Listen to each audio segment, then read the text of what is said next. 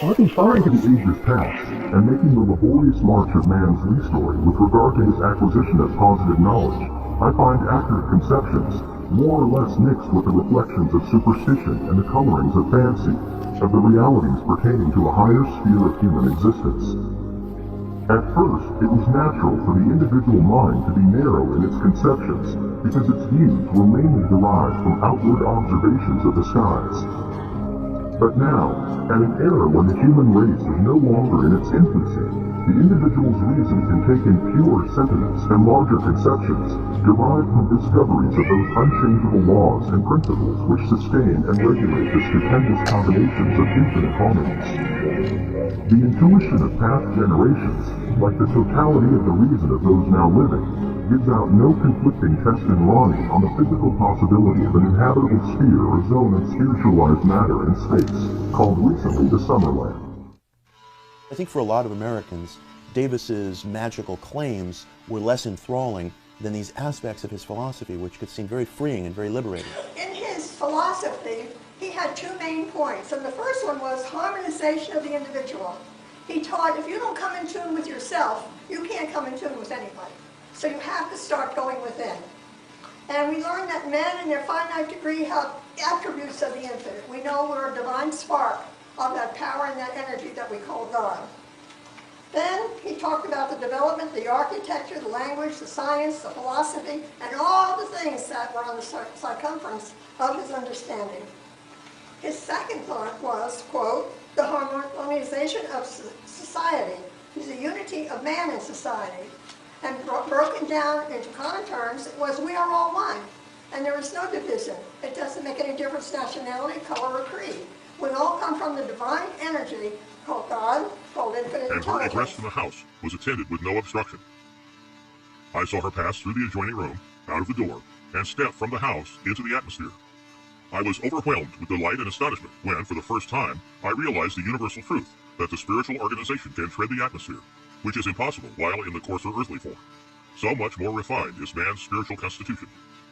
She walked in the atmosphere as easily and in the same manner as we tread the earth, and ascended eminence.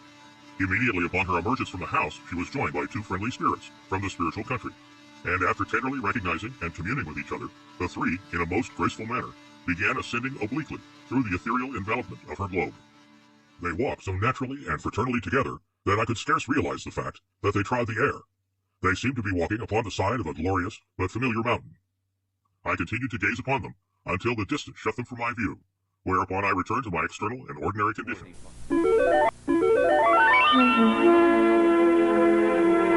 There is a power for good in the universe, and you can use it.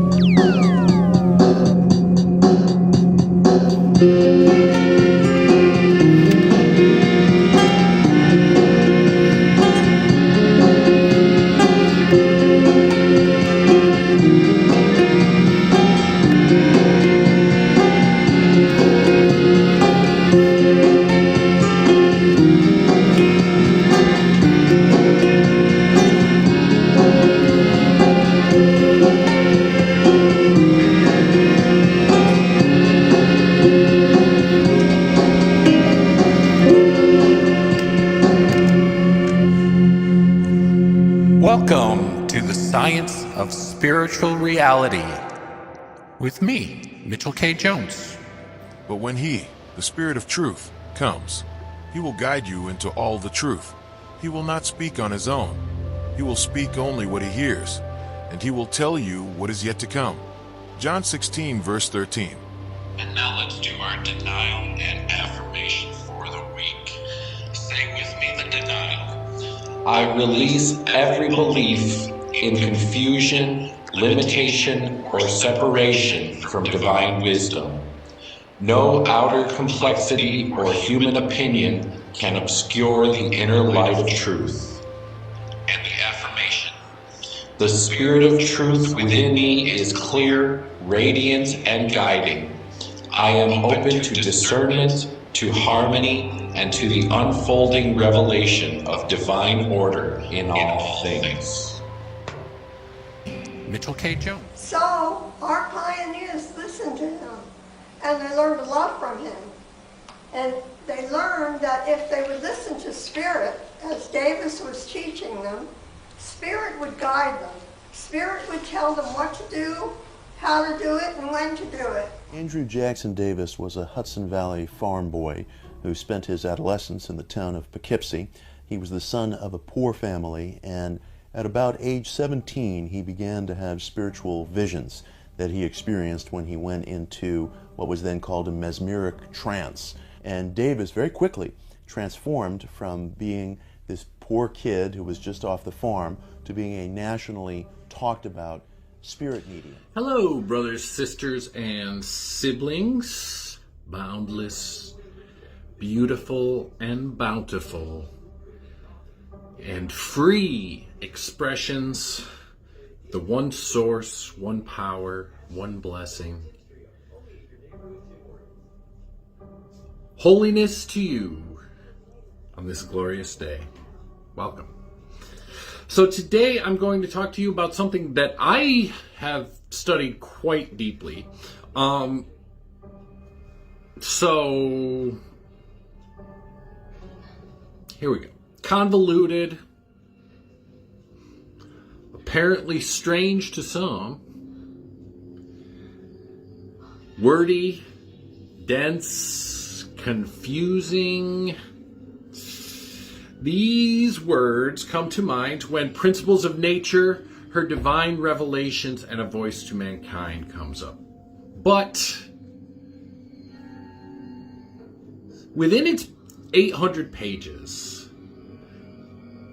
there's a radical and influential blueprint for utopian society that Andrew Jackson Davis channeled from his spirit guides, including figures like Emanuel Swedenborg, Benjamin Franklin, Galen, the ancient Greco-Roman physician. And from this developed Harmonial Philosophy, which proposed cooperative communities which were organized around humanity's innate passions. So this vision echoed the socialist theories of Charles Fourier, his ideas of passional attraction, the 12 passions, and then organizing groups in series for labor based on the passions. But Davis insisted that he had never studied Fourier, and instead credited his spirit guides with helping him to develop and propagate the system, which ultimately was divinely inspired, inspired by what he called the great universal mind, or God. This was a kind of spiritual socialism that resonated powerfully with Fourierist communities, especially the Wisconsin Phalanx and Warren Chase there, as well as some at Brook Farm, the transcendentalist Fourierist community in Massachusetts. And they began to see Davis's revelations as endorsements of their own projects. So, from the coast of New York City to the Midwest, the Wisconsin or Ceresco Phalanx, Davis's followers started out holding private seances, private sessions. It's also included Albert Brisbane in these early days, the translator of Fourier's works and prophet of Fourier's works to America, sort of the John the Baptist of Charles Fourier, if Fourier is Jesus. But then they started building real-world communities. Actually, by the late 1840s into 1850s, there was a series of spiritualist socialist communes that sprung up. But they believed in this law of justice that was an underlying natural law that would ultimately force the worship of wealth or mammon to bow before a harmonious social order. This would be harmonial society. Andrew Jackson Davis emerged from humble origins as a shoemaker's son in Blooming Grove, New York. He had little formal education, but he would fashion himself into a pivotal, if controversial, figure in American history. He became known as the Poughkeepsie Seer. Davis's worldview became permanently altered when he encountered lectures on animal magnetism starting in 1843. And this idea of animal magnetism catalyzed his perception of his own extraordinary abilities, as well as his mother's, too. She was reportedly a clairvoyant as well. And then, guided by these spiritual messages that he described, he embarked on a life's work that would position him as a foundational speaker and thinker in the American Spiritualist movement and primary philosopher of the American Spiritualist movement. In many respects, Davis was one of the earliest and most popular figures to talk about heaven as a place that was populated by all the world's people. And implicitly, what Davis was saying was that salvation was available to every individual, from every religion, from every walk of life. It was Davis who communicated to people very early on that your spiritual search didn't depend upon anything that came before us, and didn't depend upon the establishment of great institutions of learning or cathedrals. You could search for God in your barn, at your kitchen table, by your stove, in your workshop. That's what he had done. It was in the trappings of ordinary life. So this will be the first part of a two-part series on Andrew Jackson Davis and the background. The first part will be about sort of his biography and the history of Davis's background. And then the second part will be about his thought and the influence of his thought on other movements like Theosophy and New Thought and New Age and things like that. Channeling, Edgar Casey, stuff like that.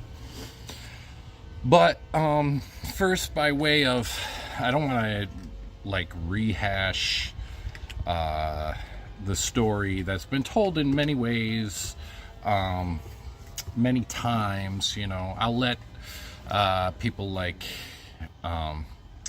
Brother Tom Cratsley, I think his name was, the Spiritist scholar that writes about Andrew Jackson Davis, and Mitch Horowitz in the clip that I had there, and some of these other people that have talked to the basic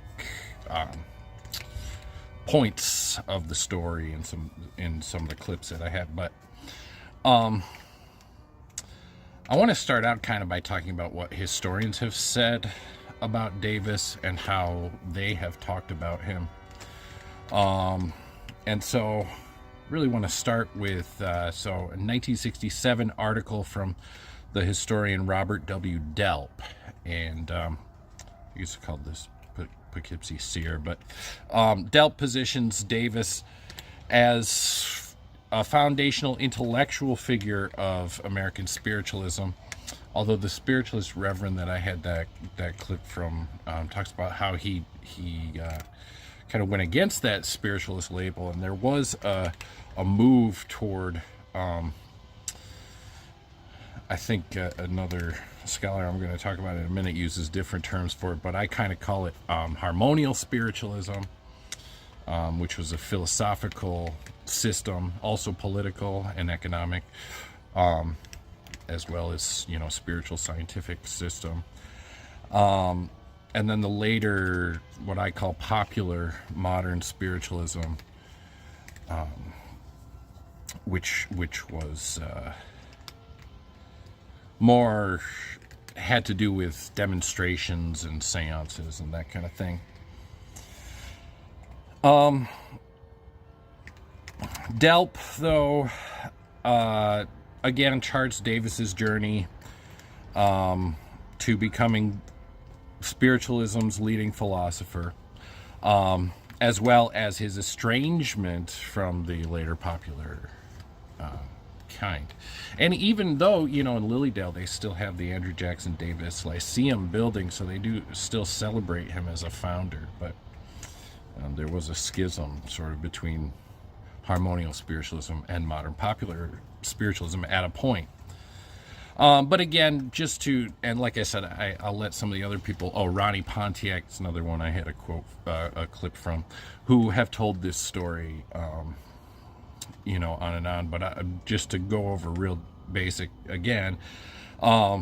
So Davis arose from a humble background in Poughkeepsie, in the Hudson Valley, in New York. And then, he was a cobbler's apprentice. Then he encountered mesmerism. And he started out actually as a clairvoyant medical diagnostician.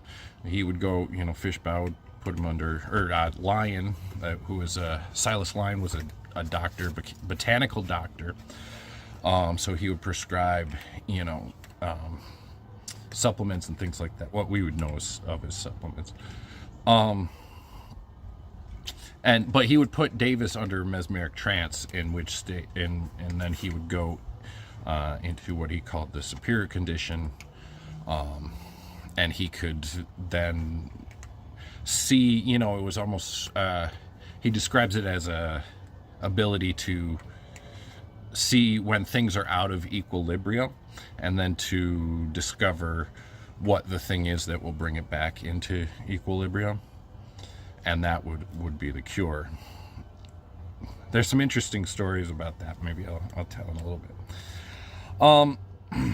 But then Principles of Nature, published in 1847, William Fishbaugh was the scribe that wrote down Davis's revelations, and some of the wording and stuff I think is probably Fishbaugh's.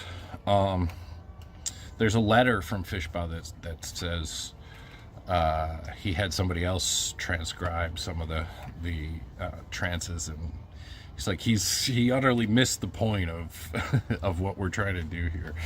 So he had to go in and reword everything. So Principles of Nature blended cosmology, Swedenborgian theology. Remember, Swedenborg was one of his spirit guides. Social reform, socialism, Fourierism. And this work became the cornerstone of Harmonial Philosophy.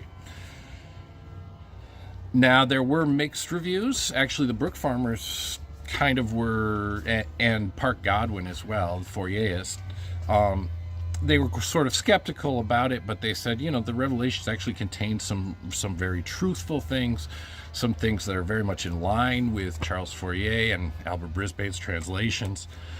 But there were some that accused him of outright blasphemy. But it did establish Davis as the leader of this new movement. Also, there around this time, the Universalum and spiritual philosopher, I think Cratsley said that a different way. I might start saying it the way he says it.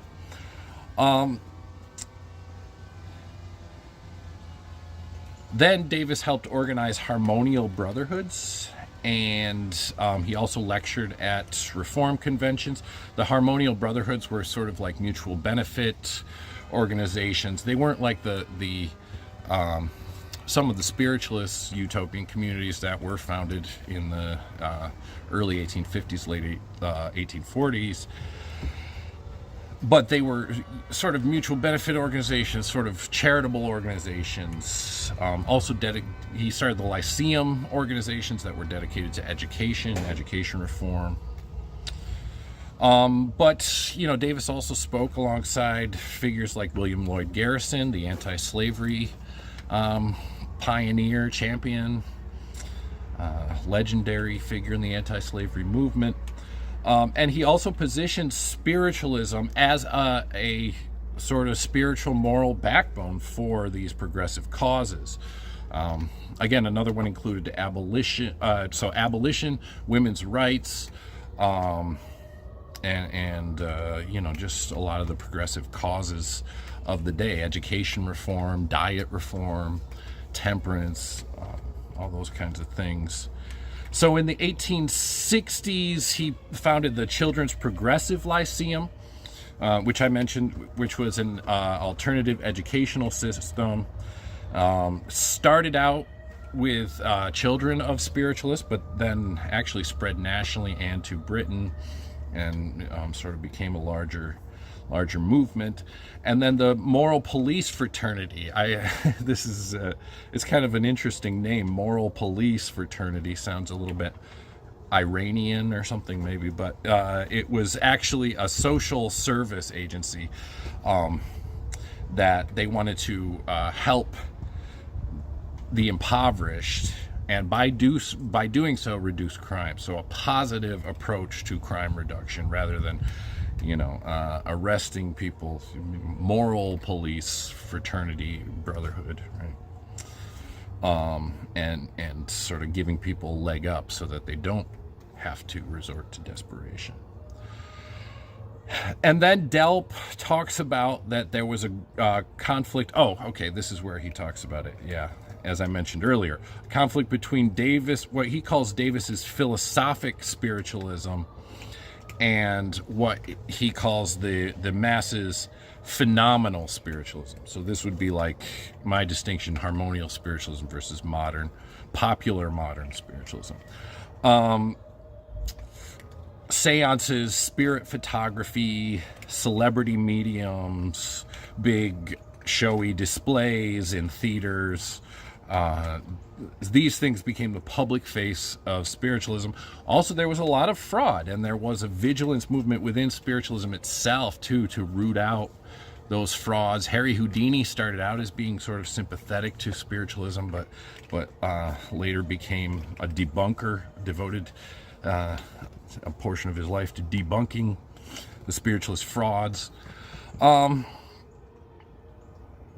Davis condemned the focus on the marvels and magic as a perversion of his divine revelations. And he argued instead that true spiritualism was the path to social improvement and social elevation through reason and natural law, and not in seeing these phenomena. It's like Eric Butterworth says about spiritualism, that people get focused on the phenomena and they don't pay attention to what really matters, which is the principles and living the principles.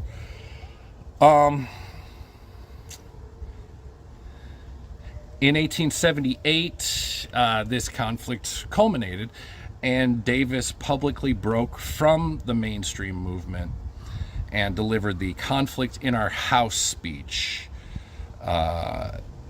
He also formed the first Harmonial Association of New York at this time to purify his original philosophy. So he spent then his later years continuing to work as a clairvoyant physician, as he had done in the early days, in Boston, and was really pretty much independent. Had separated from the spiritualist community that at the same time had grown distant from him. Actually, he did even get a medical degree in his later years. But Delp, again, Robert W. Delp, the historian, concludes that Davis's importance is profound but overlooked, and it still is to this day. That's why my dissertation is about this. But he argues his importance included providing American spiritualism with his first coherent intellectual framework, the largest spiritual organization, the National Spiritualist Association, which traces its origins back to his writings. And then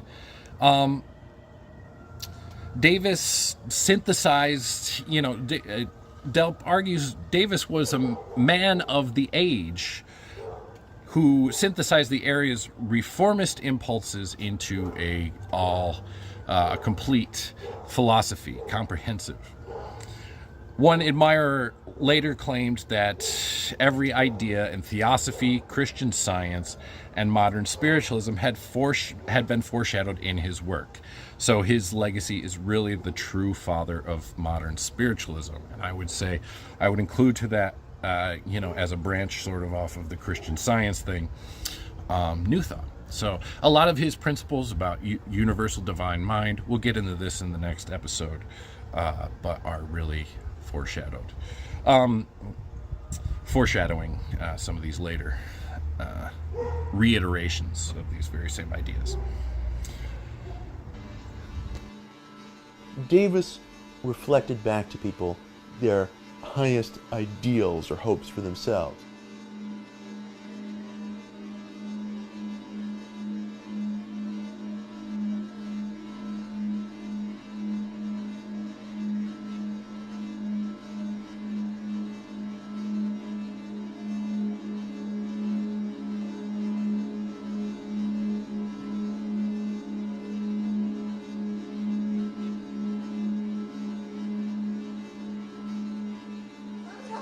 Tell you, I don't think I have a mind of my own, because I decide I'm going to do something, like write a book, and Spirit keeps saying, go here, or go there, or go someplace. And I finally give up, and I go and follow them, and by gosh, I find a big sale or something. So, as I say, I wonder sometimes, but to walk with Spirit is to know that they're always going to guide you.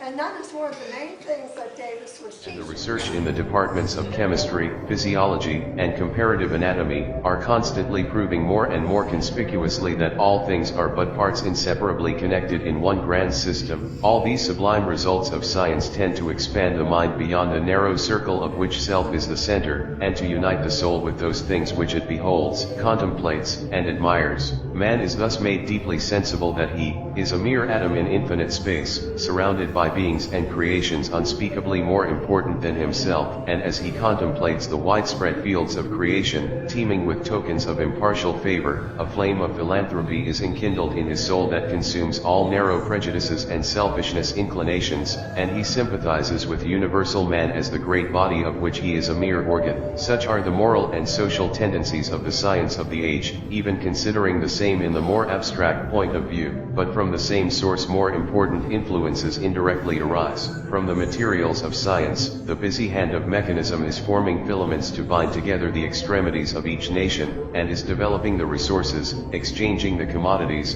and harmonizing the interests of every Psychics clime. began to pop up. The Fox sisters, Daniel Dunglass Home, who, if any of you have read Blavatsky, you may recognize that name. They were not good friends. And one named Andrew Jackson Davis, who was perhaps in retrospect the most important of these psychics from the American continent. Davis was born in the middle 1800s in upper state New York in a very small rural township. His father was a carpenter, a farm laborer, and a shoemaker. Davis had very little education. He was not well read somewhat. It's interesting to note, by the way, that in most reportage about psychics, you will find that the authors tell you that these people never read at all, or they hardly read. But if you read the psychic's own writings, you discover that they did read. We are told, for instance, that Casey was practically an illiterate, hardly read at all. But in fact, Casey had read the Bible over 50 times, and he understood it very well. That in itself is quite an intellectual feat. Jackson Davis, though, was not a well-educated man, we know that. He became apprenticed as a shoemaker. And then, when hypnotism became the rage in his area, was discovered to be a very good hypnotic subject. He would go into trance and suddenly be able to speak of very wise things. He became clairvoyant. He was able, much like Casey, to prescribe medicines, to diagnose illnesses. In 1845, he had an experience. He had the feeling that he should take a long walk, and he did so. And there he felt, on that long walk, he had been approached by the spirits of Swedenborg and of Galen, and they had informed him that he had a special mission, that he had to use his psychic power in order to release information to the people of his time. And so this is what he devoted his life to. He would go into trance and dictate volumes, well over 20, of material. He would answer questions. He would diagnose for illnesses. He would give lectures. And everything that he said was recorded. There's some question as to whether those who recorded the material may not have redirected it or made it a bit more palatable, but we really have no reason to doubt their intentions. Probably what they did was clean up the grammar a little bit, maybe add a little explanatory note, but the changes were not too grand. Now, Jackson Davis made some predictions that became sensational during his time. He predicted the 8th planet that was to be discovered. However, he also predicted that there would be only 4 asteroids, and what he had to say about them was not terribly accurate. So we see here, and we will find it again as a pattern, that there tends to be a spottiness in psychic reportage, even among the best psychics. And in general, that spottiness seems to happen when they start to discuss cosmic questions, which, let's face it, are not that easy to discuss and to put into words that all of us can understand. Jackson Davis was a very important influence on Helena Blavatsky. A little known fact about her is that she spent a great deal of time with Andrew Jackson Davis. She attended his lectures. They became very fast friends, and we can only wonder what the influence was that passed between them. Later on, Blavatsky was not a supporter of Psychism. She felt that Psychism had done serious damage to serious religion, as she would perhaps have called it, to the Eastern tradition, to the spiritual quest required of each of us as evolving souls, because she felt that Psychism had become sensationalist. It had become a source of entertainment. It had become something to talk about, to scare our children with. It had become something to argue about in the newspapers, and it was no longer an important source. Instead, it had become an obstacle. She was, of course, very concerned with clearing away that obstacle. Davis's system is as good a place as any to summarize what so many of the psychics have reported to us. I'm assuming that most of you are familiar with Edgar Cayce, and if you're not, out of deference for the late Gina Sermonara, I will guide you to Many Mansions, where she presents his work beautifully, far better than I would hope to do in these few short minutes. Jackson Davis said basically that the world is not a polarity of spirit and matter or mind and body, but rather that spirit and matter are merely different degrees of the same substance. He said further that the entire cosmos was evolving in the pattern of a great spiral, so that although it seemed to be cyclic, it was always moving forward.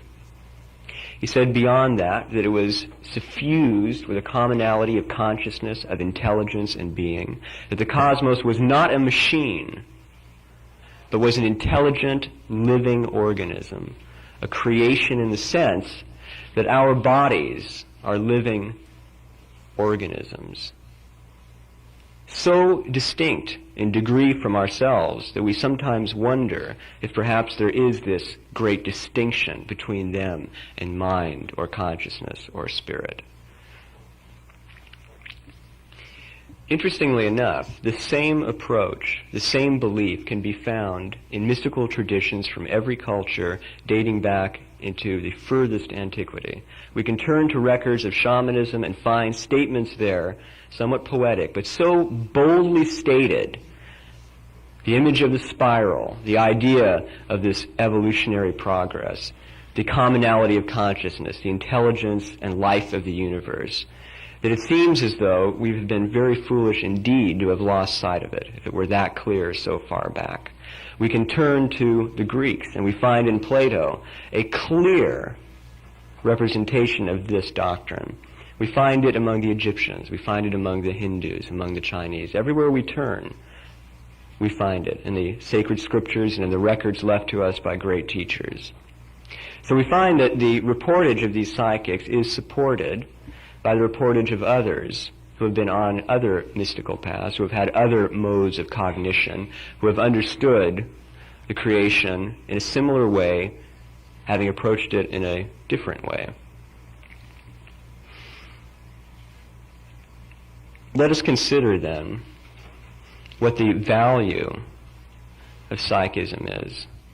Let us consider what the value of its reportage is, and then also what the danger inherent in it is. We'll find that the virtues and the dangers are quite the same in psychism as they are in a religion, in a philosophy, in a mode of psychology. They are perhaps exaggerated in one or the other.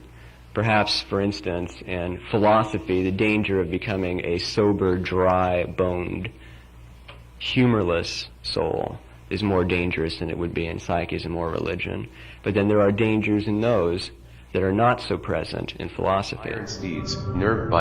And I think so often this is the thing that happens in the so-called phenomena. When people get excited about phenomena, they lose all the perspective, all their base of their own relationship. Almost that everything goes down the drain. Maybe he has the answer. Maybe he's got the pipeline to God. Maybe this is the way to find meaning in life. I think that's been probably the greatest challenge in this whole field, which again is in no way to put down the possibility that flying saucers exist and that there are entities seeking to come into this atmosphere and bring us messages. You see, I don't debate that at all. How can I when I've seen one myself, you see? Now, again, there is this problem, for instance, of healing, which I was talking about, the idea of spiritual healing being a psychic phenomenon. In the Christian church, there is a revival of the ancient doctrine of the laying on of hands. And some people, for instance, my dear friend Olga Worrell, has done some very interesting things through healing energy of spirit contact, and she does it through a kind of mediumship and also through the process of laying on of hands. And there are many very distinct and undebatable evidences of healing as a result, you see. But again, I feel that there is a tendency to misunderstand the process and to look for the phenomena or the miracle of healing rather than to realize that man, every person is a whole creature. Every person contains within him the allness of the divine potential at all times, and sickness is simply a frustration of that potentiality. And if, and certainly there's no question that it sometimes happened, though there's a lot of fraud in this field, as there is in many, if, as sometimes happened, the outer activities or mediumship abilities of a person may serve to... Mind and spirit, metaphysical religion in America. And, but we'll start with the nature religion. So she actually devotes a substantial section in that book to Andrew Jackson Davis, again, because he talked about, well, actually, I haven't even mentioned this. He talked about the voice of nature. That was one of the parts of the Principle of Nature volume, right? The three parts: principles of nature, her divine revelations, and a voice to mankind. Voice to mankind was the practical application, the socialist program, and the principles of nature was the scientific and also biblical criticism.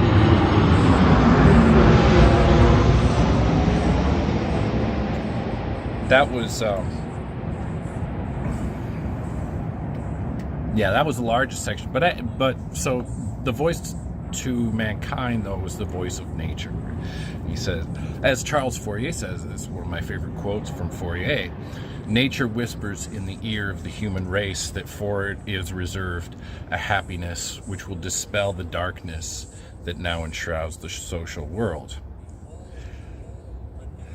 So, Albanese, though, situates Davis again within the matrix of mid-19th century spiritualism.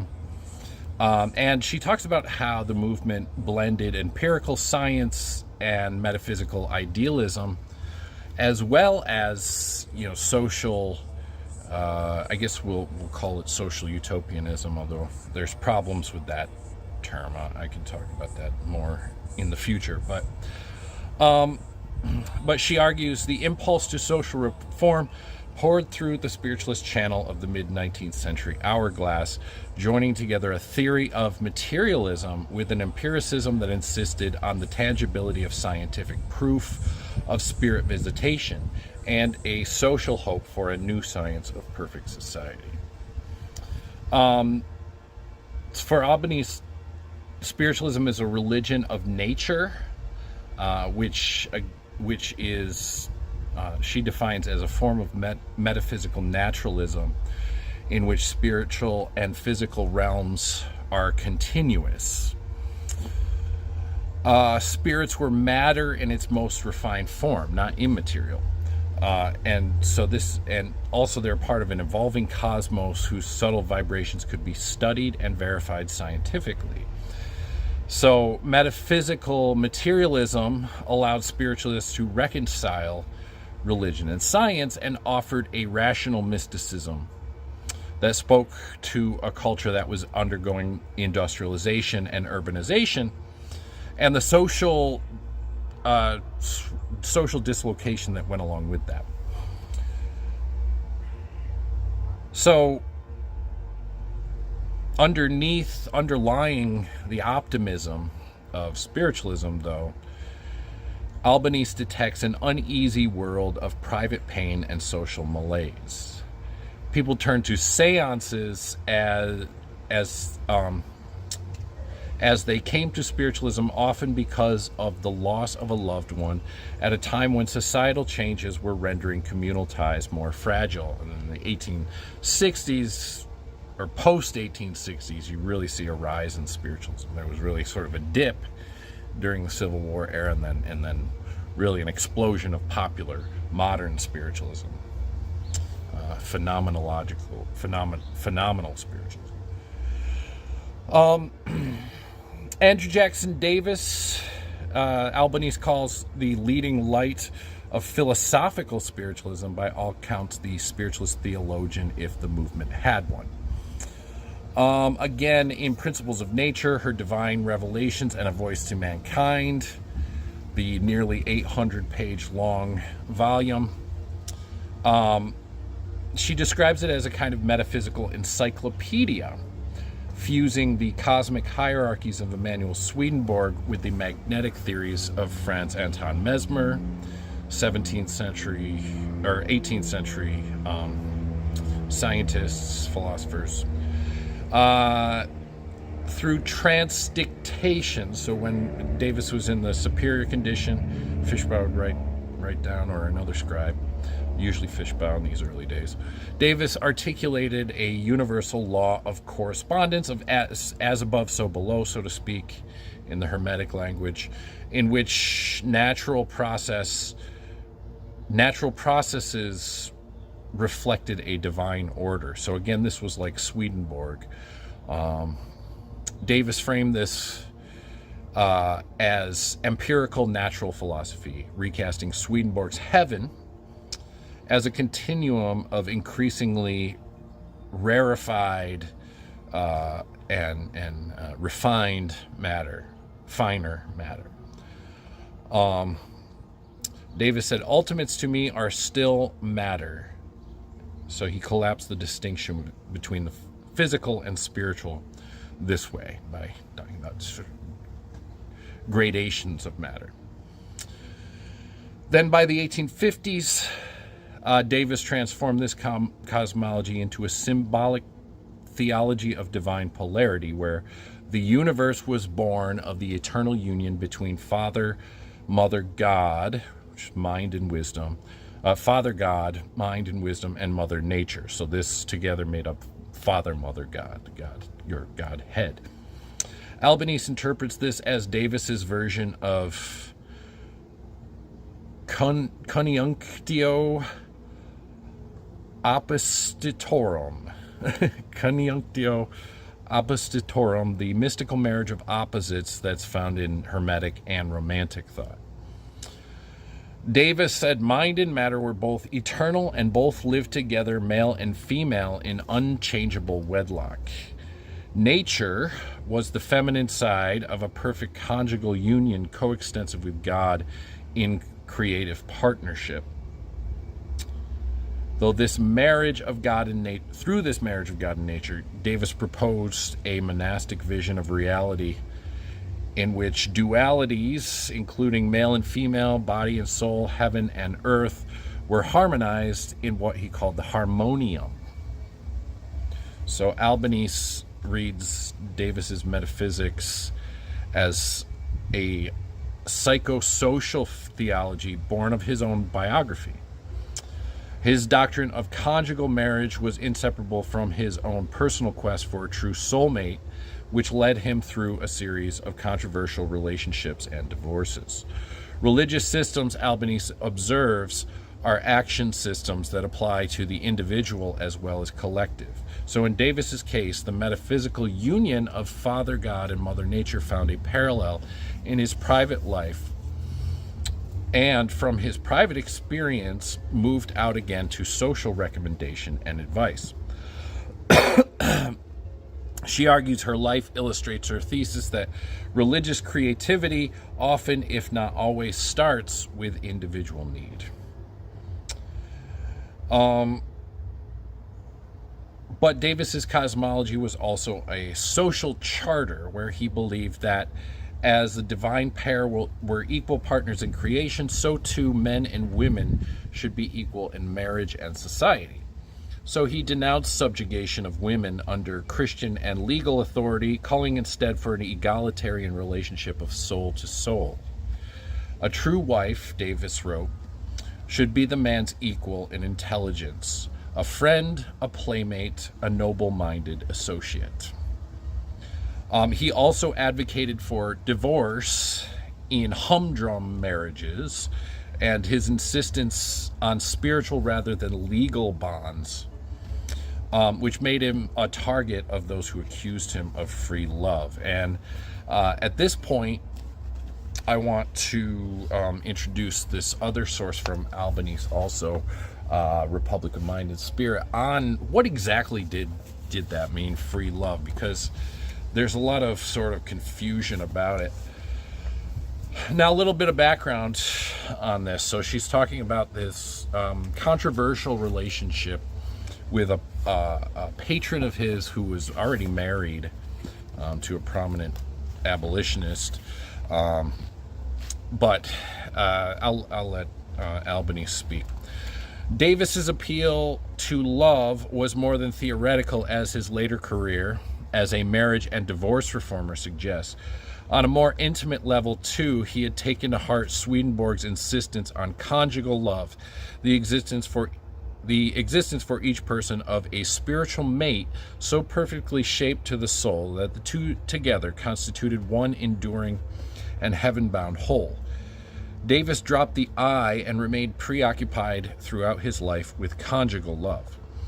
With the passing years, his theoretical references to God and nature became progressively more gendered, and more erotically so, in a mystical sexuality of Father God and Mother Nature.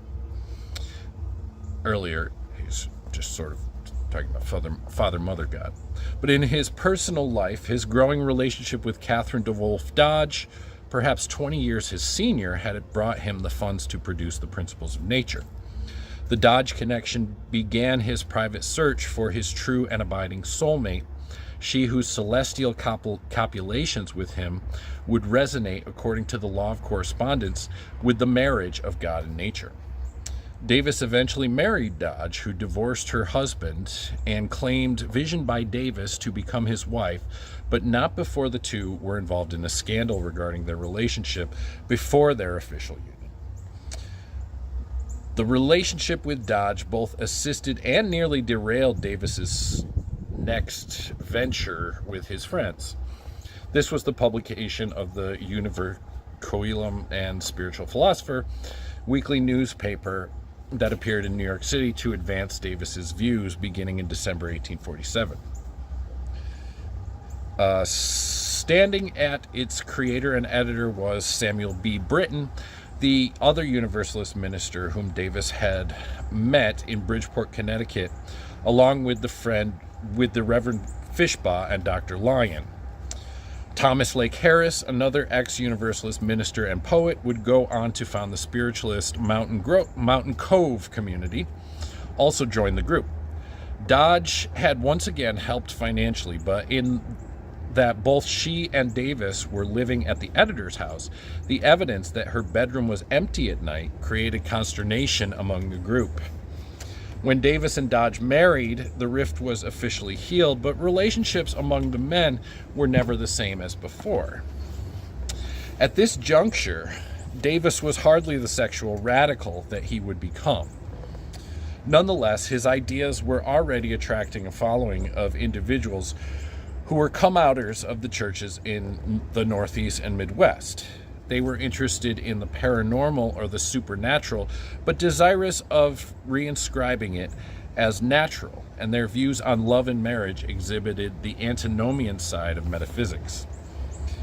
It is this group whom, by the 1840s, the Harmonial label was ascribed. Harmonial because, as John Spurlock has noted, They stressed harmony among people and between the spiritual and carnal. So spurning the Calvinism of their past and even the Christian perfectionism of their present, proponents of the new heterodoxy proclaimed harmony rather than sinlessness as the key to remaking the world. They spurned middle-class morals as well when they attacked the venerable institution of marriage. In contrast to the mass movement spiritualism that was about to blossom into culture of female mediums and trance physicians, harmonialism was, as Spurlock remarks, a thoroughly male business, a network of brotherhoods. Embracing mesmeric experiment, Swedenborgian theology, and Fourierist notions of association, harmonial men were middle class or better financially affluent as a group, and elitist in their notions and values. The spirit voices that attracted them, according to Spurlock, spoke in foreign accents and recondite English. Free love radicals that they tended to be, the harmonialists preoccupied themselves with a series of other issues that linked an emerging metaphysical religion to themes of utopian progress and reform.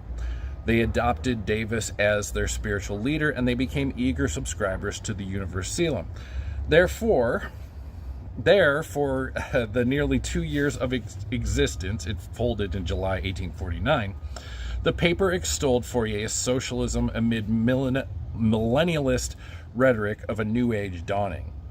It excerpted transcendentalists, Theodore Parker was a favorite, and admired William Ellery Channing.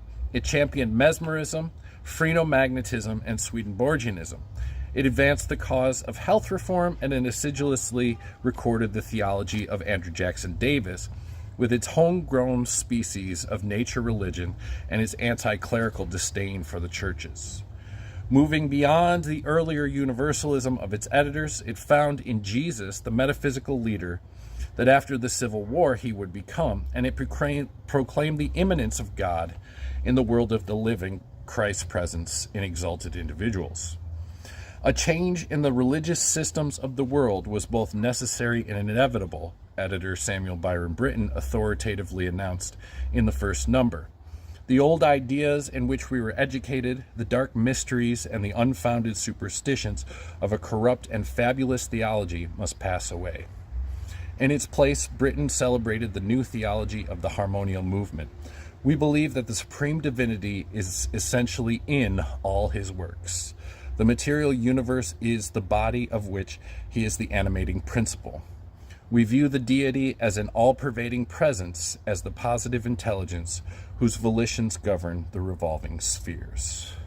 Iron steeds, nerved by the stimulus of the expanding vapor, are plunging through the ocean, measuring the distance between the two hemispheres by the lapse of a few days, or prancing to and fro in the earth, facilitating exchanges and promoting friendly intercourse between all communities and people. The imponderable elements have been laid under contribution, and, by the subtle agency of the electric fluid, man converses with his neighbor at the distance of 1,000 miles with the same facility with which two would converse a few rods apart. The veins and arteries and nerves of the great body of humanity are thus being developed in the form of steamships and railroads and magnetic telegraphs, and its muscles and sinews are being unfolded in the form of labor-saving and productive machinery, and all science and art tend powerfully to extend the fibers and channels of communication thus being unfolded throughout the whole earth, and thus to form of the whole race one harmonious body, possessing one common spring of action, one common social and theological system, and bound together with one chain of sympathy running through all its diversified parts. Such, we say, are the conspicuous and powerful tendencies of all the scientific and artistic attainments of the age. But to these tendencies there exist the most powerful obstructions, which have thus far defied all attempts of philanthropists and reformers to remove them. These obstructions consist in the local prejudices, and the social, national, commercial, and theological antagonisms that prevail throughout the whole earth. All men and communities are anxious for for the establishment of a more intimate unity in the race, but each desire that if his unity should be founded on the basis of his own peculiar system,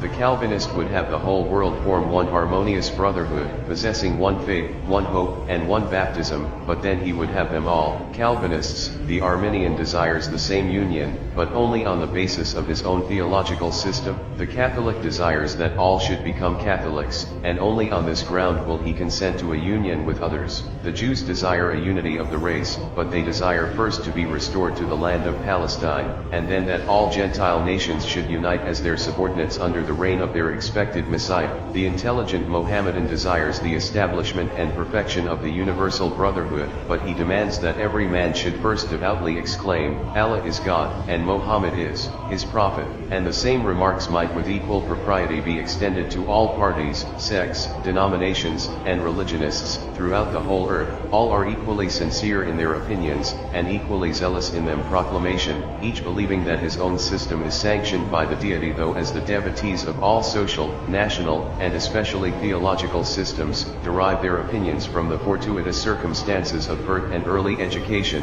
it is impossible that more than 1 out of 1,000 can be right, and the extreme probability is that all are wrong. And while the followers of each system pray fervently and labor diligently for the conversion of the whole world, all are mutually and purposely obstructing the efforts of each other, and the obstruction creates impatience, jealousy, bigotry, fanaticism, and every species of hostility and persecution that now so unhappily distracts the human race, and array brother against brother, and community against community, causing the truly philanthropic soul to weep in hopeless despondency. It is clear to every mind that so long as these diversified the Big Bang. And this is interesting because it describes so much of the modern physics that we understand with respect to the Big Bang. So I'm going to read this. This is from, for Davis, the word that he uses for the universe is univerculum. Okay, so in the beginning, the univerculum, the universe, was one boundless, indefinable, and unimaginable ocean of liquid fire. The most vigorous and ambitious imagination is not capable of forming an adequate conception of the height, depth, length, and breadth thereof. There was one vast expanse of liquid substance. It was without bounds, inconceivable, and with qualities and essences incomprehensible. This was the original condition of matter. It was without forms, for it was but one form. It had not motions, but it was an eternity of motion. It was without parts, for it was a whole. Particles did not exist, but the whole was as one particle. There were not suns, but it was one eternal sun. It had no beginning, and it was without end. It had not length, for it was a vortex of one eternity. It had not circles, for it was one infinite circle. It had not disconnected power, but it was the very essence of all power. Its inconceivable magnitude and constitution were such as not to develop forces, but an omnipotent power. Matter and power were existing as a whole, inseparable. The matter contained the substance to produce all suns, all worlds, all systems of worlds throughout the immensity of space. Now this description that Davis has of liquid fire actually is very close to the idea of plasma, which scientists and physicists have theorized was the state of the universe shortly after the Big Bang. Now, he also talks about the existence of ether. Now, scientists now are beginning to come back to the idea that there is an ether, and this is one of those debatable I don't know if we can call it facts or theories about the universe and the makeup of the universe. But ether goes all the way back to the Greeks. And Davis also talks about ether, but he uses a different term. He uses the term electricity. His electricity, therefore, pervades the infinity of space. It penetrates all substances and exists in and throughout all worlds with all their component parts. It exists in everything and everywhere, and there is not one particle in the realms of infinite space that is not within its composition the unparticled and active agent of electricity, being that ultimate or the progressed and perfected essence of the great eternal sun. It pervades all. And there are some scientists now who are doing experiments that seem to suggest that this is, that ether, or this electricity that Davis describes as, is a very real part of our universe. Brownian motion. And what is Brownian motion? It says, when you look at a small dust particle suspended in water under a microscope, they all appear to move in a random fashion. No particle is stationary. What gives all particles this property? The motion was discovered by a Scottish plant expert, Robert Brown. But then in 1877, it was further elaborated on by another scientist, Dassault. So here's Davis's. If motion were given to one particle in the great mass composing the sun of the univerculum, this would establish motion in every atom in existence. Unified field theory. Now, in quantum mechanics, it explains how things work, it was postulated by Einstein that there would be a unified field theory that would explain all of the forces in subatomic particles and so on. So here's what Davis says about this. Heat, or caloric, has been supposed to be governed by a law different from that governing light, and electricity being as yet undefined to be governed by a different law from the last two mentioned. A different law cannot govern any particle or element in the universe. This constitutes the grand general law that governs all elements in space. And finally, the one that I think is most important for us spiritually is the theory of evolution. Davis really says that evolution is an attribute of the divine. You know, there is no distinction. You don't have to say that, it's like, well, there can't be evolution because there's a God and God created. It was probably one of the most controversial elements of his cosmology. And he realized that as he was proposing it, that it would bring a great deal of controversy, and more than that, as a matter of fact. But so his theory of evolution came about 10 years before Darwin. And what he says of this is, man is a culmination of universal nature through progressive development. Probably the most repulsive feature of this philosophy to the uninitiated inquirer is this proposition, that man came from animal creation. More than Davis's philosophy, Americans were enthralled with his persona, his character. He mirrored back to people what they wanted to believe about themselves, which is that they weren't just a butcher or a baker or a farmer. They were a being. If nothing else, Davis is a testament to the fact that we have no idea what will be found in the pages of a person's life or in a town's life. At 19, he met with fishfowl and lions, and they were mesmerists, and they convinced him to be mesmerized. And the resulting product of that mesmerization session, many sessions, was the Principles of Nature for Divine Revelation. It's a book about this thick. He also wrote 30 other books. It's important to spiritualists to understand the influence that Andrew Jackson Davis had on our movement.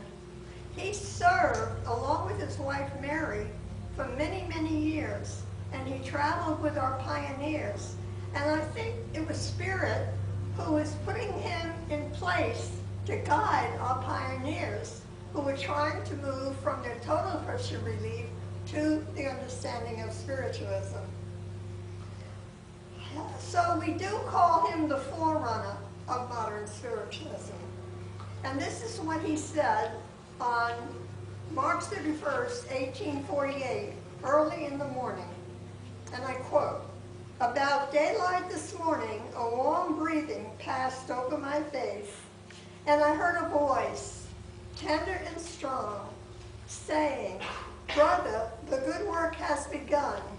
Behold, a living demonstration is born. I was left wondering what could be meant by such a message. Well, unquote. The message proved true because it was on March 31st, 1848, that the Fox sisters first began the communication with the spirit of Charles B. Rosner. And you know, it's interesting how things go by. And I share this little sideline with you. About 18 years ago, I was sitting with a group of the spiritualist leaders, and I said, we have a problem. And they said, oh no. Here she goes again. Well, you know, Marilyn is the researcher. And in researching, I kept picking up his name was not Rosner. But no one could find anything else because that's what had always been repeated. So I began my search. Didn't find anything for all those 18 years. And now you can laugh. I pulled out the drawer of my second drawer file cabinet, and it fell on the floor, and everything went pshh. And guess what was on top? There was a letter written by the 9-year-old son. He was 9 years old when high school happened, but now he was an adult. He wrote a letter to the Spragues in answering their questions about Hydesville. And he said, we set up a tombstone on the property, and we had a little service. And the men of that day each gave a little bit of a talk about Davis, about Charles B. Rosner.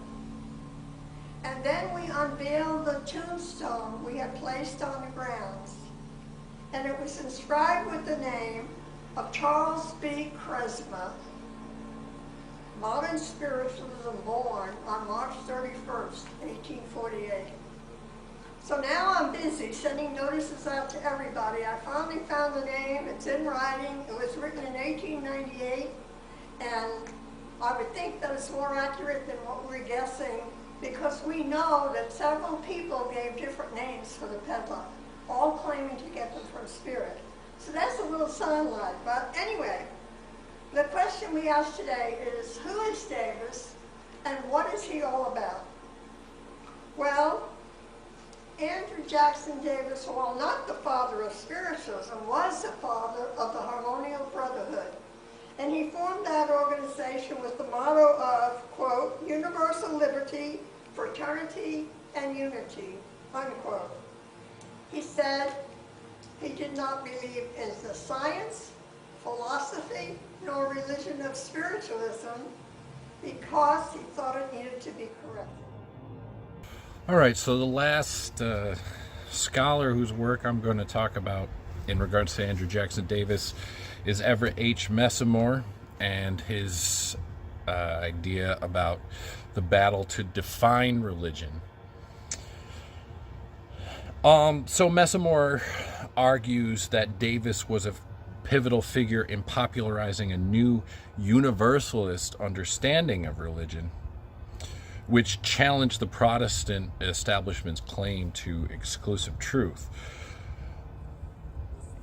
At the 1853 Hartford Bible Convention, this contest erupted publicly, and Davis, alongside radical abolitionists and reformers, led this convention. The press denounced it as an infidel assemblage, and the New York Times mocked the descent from the Bible to natural revelations of Andrew Jackson Davis. And actually, Warren Chase of the Ceresco Phalanx or Wisconsin Phalanx actually did say that Davis's revelations were worth more than the Bible. He even recommended people send away to get a free Bible from the National Bible Society, then sell that free Bible and buy with it a copy of Principles of Nature. So there was really a challenge to biblical authority. Davis and his allies saw themselves as exploring the universal essence of all religions. And their critics saw an attack on religion itself, a category that they defined exclusively with Christianity. Messamore frames this as a power struggle over who could speak authoritatively on spiritual matters in America. Davis's act of speaking from an abandoned pulpit was a symbolic coup, an assertion of the free man's pulpit against clerical authority. When the clergy refused to engage and a mob violently broke up the confrontation, it demonstrated that the legal freedom of disestablishment did not mean cultural acceptance. Davis's mission was to claim the authoritative status of religion for his own beliefs, which required redefining the term religion itself. So Davis and his Harmonial Brotherhood, according to Messamore, were key players in constructing a modern concept of religion, which was a universal human characteristic separate from any specific revelation. Davis and his contemporaries, his comrades, radically naturalized spirituality, again linking it with science, scientific revelation, and arguing that even the deity itself was a form of organized substance. This is spiritual materialism, which we'll get more deeply into in the next episode. But this spiritual science allowed him to meet scientific materialism on its own terms, while also preserving a space for the spiritual. Davis systematically dismantled, then, the unique authority of the Bible and Jesus using this framework. He presented the Bible as primitive history, not divine revelation so much as a historically emergent text and allegorical record with roots in ancient Asian myths. He claimed that the Genesis creation narrative, for instance, was derived from older Sanskrit texts. He also argued for a revitalized canon. Davis argued that the Hindu Shastra, the Quran, and the Bible were all equivalent Bibles, each venerated by its followers, but none was inherently superior. He later compiled his own Gospels, which included texts from Emerson and Confucius, creating an eclectic, ever-open canon. He also argued for Jesus as a moral exemplar rather than somebody to be worshipped, which is something in Unity that we talk about. Jesus is our way shower. We follow him, but don't worship him. Davis revered Jesus as a, quote, noble and unparalleled moral reformer. But he naturalized his miracles, saying that they weren't so much the result of a suspension of the laws of nature, which he saw as impossible. If you were to suspend the law of nature for one thing, it would cause a chain reaction that would cause chaos. That's what Fishbaugh argued in the Universalum and Spiritual Philosopher. But he argues instead that miracles, quote unquote, which are really impossible because by definition they violate the laws of nature, which is impossible. But the miracles in the Bible, for example, that Jesus did, were the result of a superior cerebral structure, as well as mesmeric, powers, undiscovered scientific principles. So Jesus was a model of human potential, but not a unique savior. For Davis, the true source of revelation was the book of nature.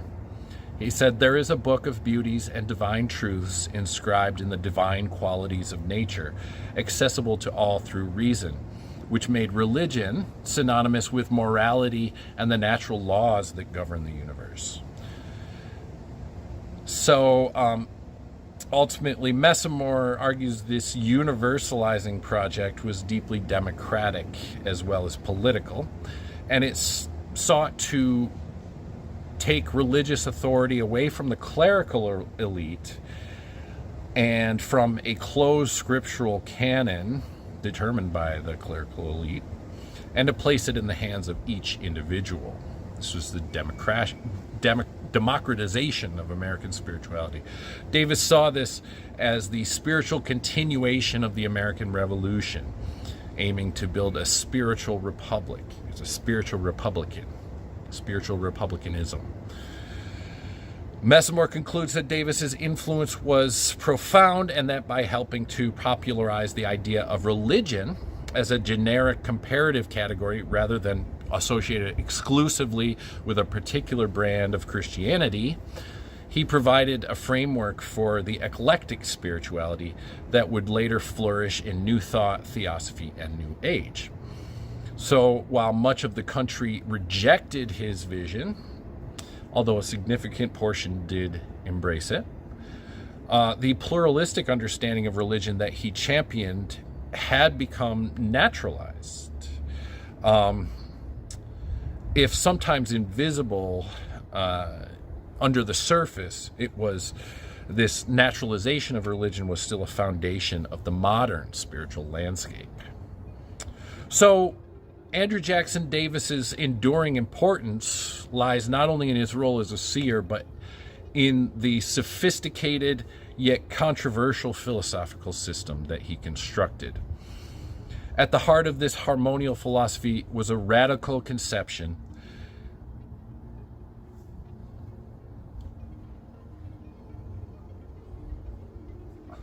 reconception of the relationship between spirit and matter, a vision that sought to reconcile science and religion and provide a blueprint for social reorganization.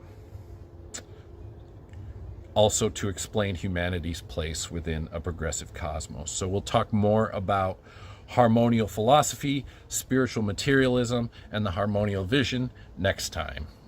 So I hope you see us again. Davis believed that material life reflected nature and that there were cycles to material life.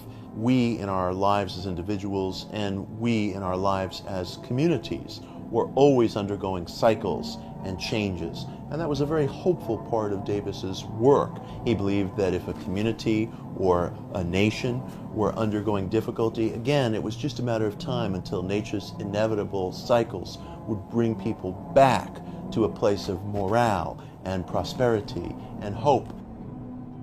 I'm Mitch Horowitz. I am a historian of alternative spirituality. Davis never felt embarrassed or excessively humbled by being from Poughkeepsie. He was proud of being from Poughkeepsie.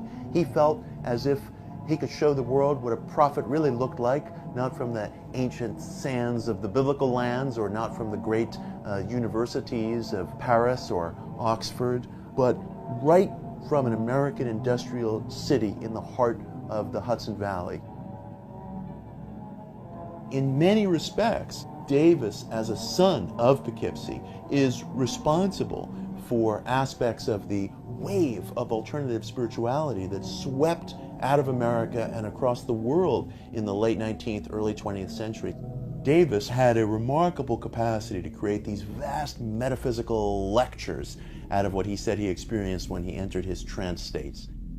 This is a past. Davis, something that probably needs to be brought to light to date, is the fact that he was so rational that he was able to do both and give quality work, be reliable in his mediumistic work, and at the same time keep his reasoning sharp to break down and even understand the phenomena that were happening through him at a time. His process was that after the writing of Nature's Divine Revelation, which was transcribed by other people because he was in full trance, after that he was able to write directly without the need of anybody else copying down, and so he was consciously aware of the information he was given while it was given to him and could easily transcribe it himself. So it's not even the same as automatic writing. It's of another order. Steps for us. The thing that is, to me, that is most wonderful about Davis is just the fact that there could be people like that who come to this earth and from such a difficult background rise to such a great and wonderful spiritual height, you know, and to be able to carry that integrity in his life and and to gift the world with what he discovered and what he learned. It's interesting because he says here he's only a human being. He may have presented certain aspects according to his own limitations, to the possibilities of his mediumship, regardless of how powerful a medium and how many different faculties he had. He was still a human being. And he still had to process all this knowledge with the little knowledge and vocabulary he had at the time. And at the same time, carry this wonderful humility about him. Recognizing, that he's only this one person. He knew it from the get-go. I'm only this one person. Everybody's got to ask their own questions. Everybody's got to do their own trip, even recognizing that he was able to express things that very few other people are capable of expressing. He still saw himself as only another man. It is no dream, remember, but a demonstration consummated at the lower end of Herschel's telescope. Scattered through the measureless expanse of blue ether, but in the very perfection of order and harmony, are groups of stars and systems of suns occupying in the heavens positions which are, to the unarmed eye, covered and filled with only boundless fields of nebulae. Scientific astronomy, by its marvelous discoveries, has thus expanded men's minds with respect to the fundamental magnitudes and planetary splendors of the material universe.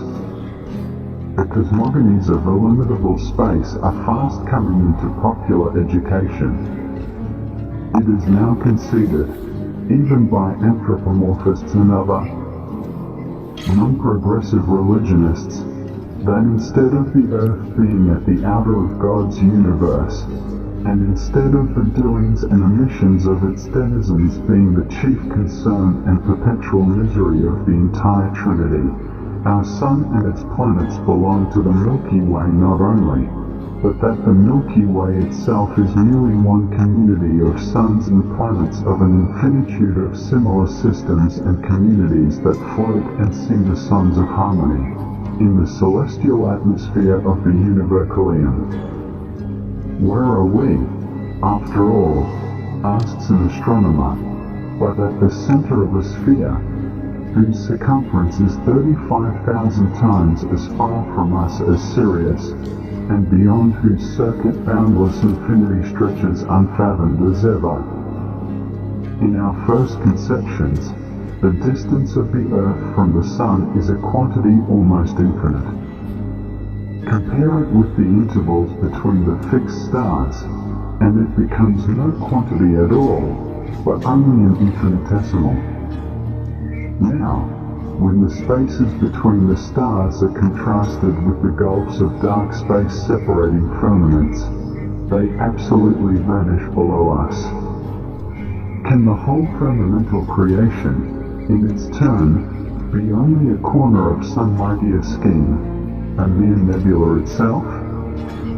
Probably Coleridge is not in error, that it is not impossible that to some infinitely superior being the whole universe may be as one plane, the distance between planet and planet being only as the pores in a grain of sand, and the spaces between system and system no greater fact be intervals between one grain and the grain adjacent.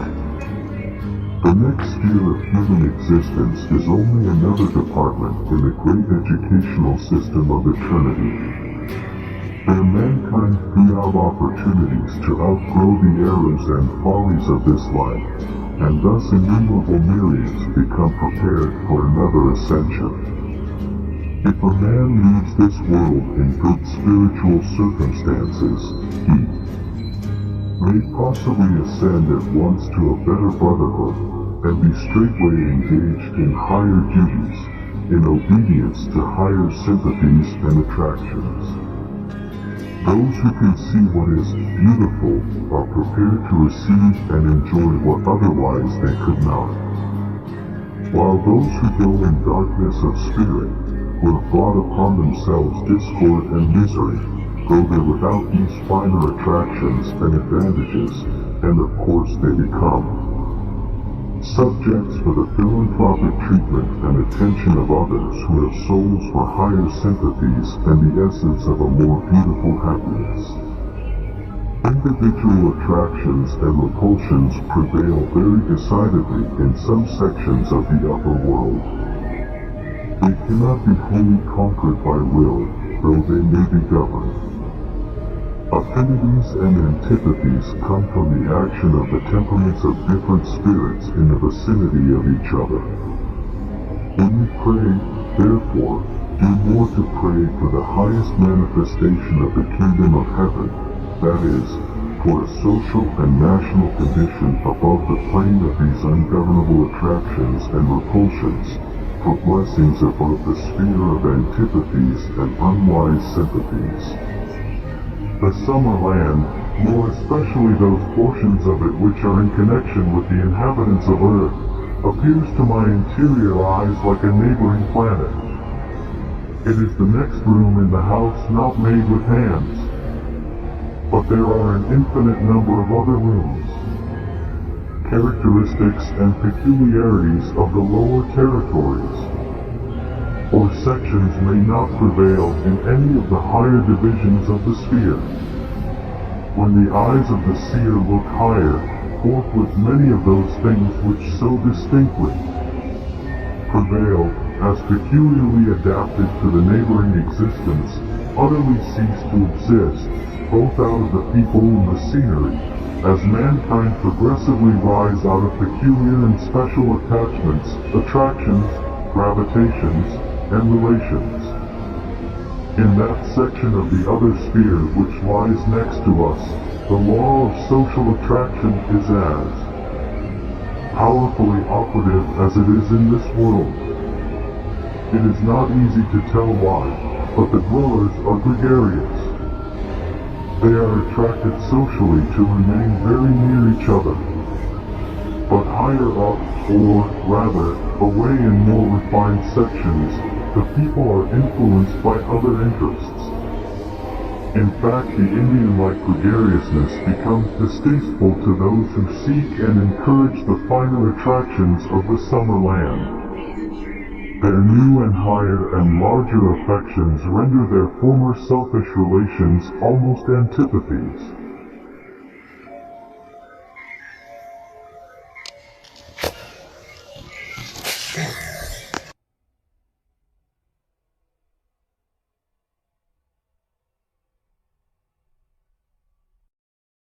From Davis's autobiography, The Magic Staff, his most accessible book, and it captures his view of human potential and human progress. Man is born near the base of a hill, in a valley full of shadows, but once out of the cradle, he begins to climb. He forthwith struggles and pants, impelled by the invisible force of destiny to attain the summit. With an eye upon the sunny future, but knowing not the pathway, he tugs and frets and tumbles at every turn. The mists of the valley may envelop him. The dreary waste of poverty and disease may stretch away between the hill and him. His path may pass even through the solitudes of the dismal swamp. Undaunted and led by unseen guardians, he pushes boldly forward and gains triumphantly the height of his first ambition. Our meditation for this week is from our host Mitchell K. Jones from a service he gave at Unity Rochester Spiritual Center on October 12th, 2025. God is my help in every need. God does my every hunger feed. God walks beside me, guides my way through every moment of the day. I now am wise, I now am true, patient, kind, and loving too. All things I am, can do, and be, through Christ the truth that is in me. God is my health, I can't be sick. God is my strength unfailing, quick. God is my all. I know no fear, since God and love and truth are here. Amen. Position. If you feel comfortable, close your eyes. And we'll begin with some slow, deep breaths. Inhale the fullness of spirit, and exhale tension. Once again, inhale spirit, exhale fear, doubt, guilt, anxiety. With each breath, feel yourself sinking into quiet awareness.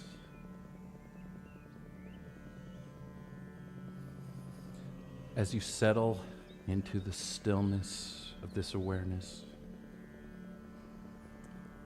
imagine yourself softly shrinking and going deeper into the silence, into the soil, like a small observer beneath the surface of your daily life.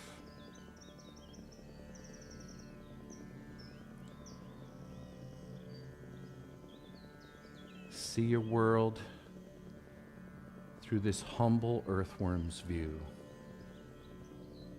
maybe through a circle of light,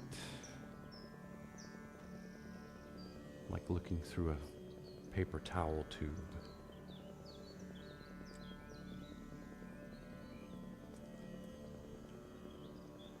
As you observe this life, start to become aware of the life that's flowing all around you.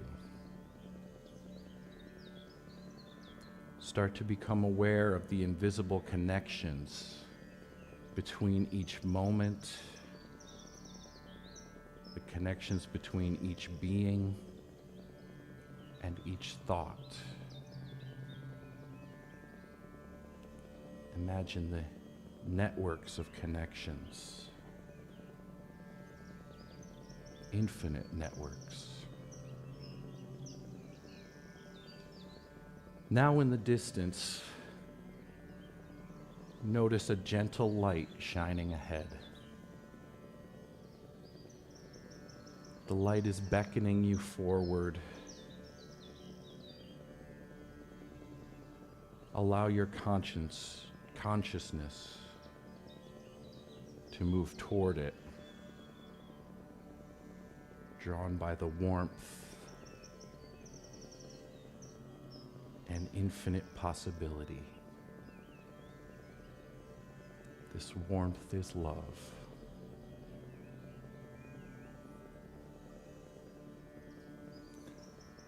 As the light gets brighter and brighter, step into the light and let it carry you into the Summerland, a realm of radiant peace and joy.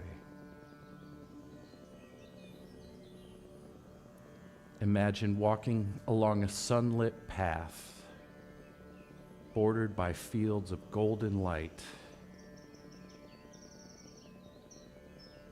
The air hums softly with presence. The veil between this world and the Summerland is like a thin morning mist. Allow your heart to open fully.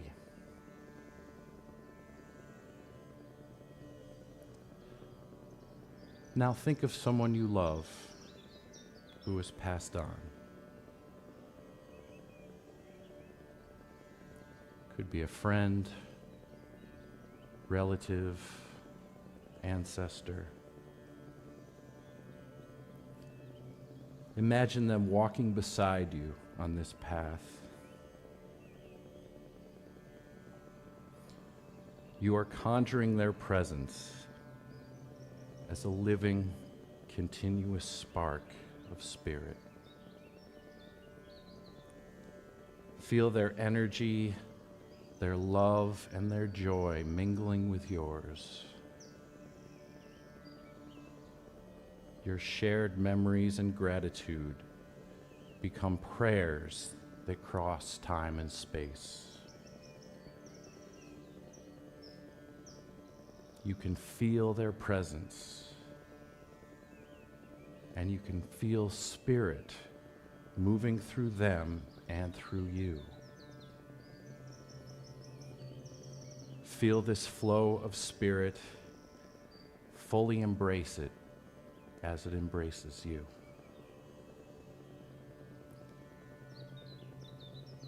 Imagine your loved ones smiling, waiting to share messages of love, wisdom, and encouragement. Listen deeply to what they have to tell you. Let their words and their presence remind you of this simple truth, that you are love. You have always been love, and you are a part of the divine flow of spirit. And now, let this light of spirit embrace you even further. Allow your awareness to expand further. Embrace the sound of angels singing, carrying you upward into the light. Let the music, the harmony, and radiant vibration fill your being. Rest here in the light of love and unity. Feel it flowing through every cell, every thought, and every heartbeat. Be still in this perfect silence, knowing that this love, this oneness, is your true nature.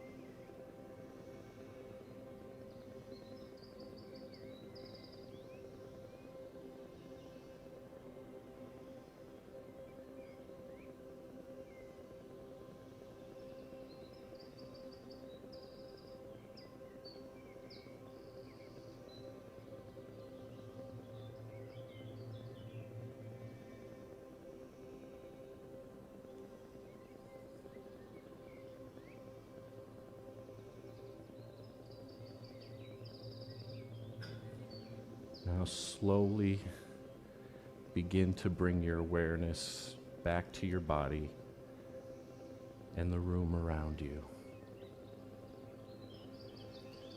Know that the light that you have just experienced is not up there or out there. It is above you, beneath you, and within you. Carry this light with you into your week. Let it guide your thoughts, your words, and your actions. Let it remind you that you are love, you are unity, and you are always connected to the infinite spirit. Take 3 breaths.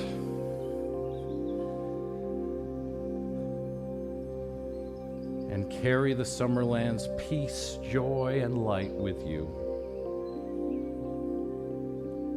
Take one final moment to feel the presence still within you, knowing that love surrounds you,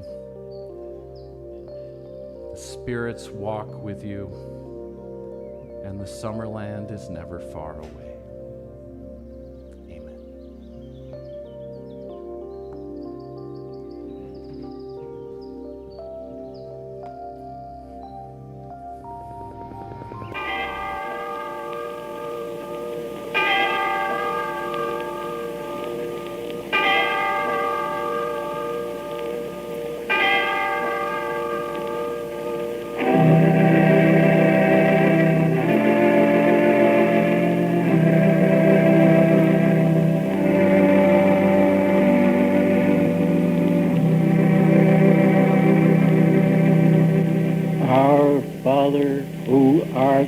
in heaven, hallowed be thy name.